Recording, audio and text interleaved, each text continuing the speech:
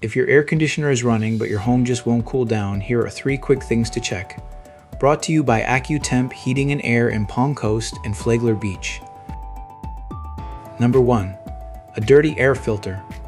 When the filter clogs up, it chokes off your airflow, and the system just can't move cool air through the house.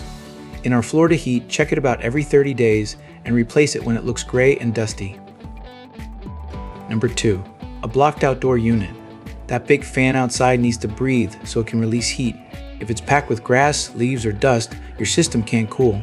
Gently rinse it off with a hose and keep about 2 feet of clear space around it. Number 3. Low refrigerant. If your system is low or has a leak, it will run non-stop and still blow warm air. This one is not a do-it-yourself fix. It needs a licensed technician to find the leak and recharge it safely. Still not cooling? Give Accu-Temp a call 24/7 at 386-222-1540. We'll get you comfortable again fast.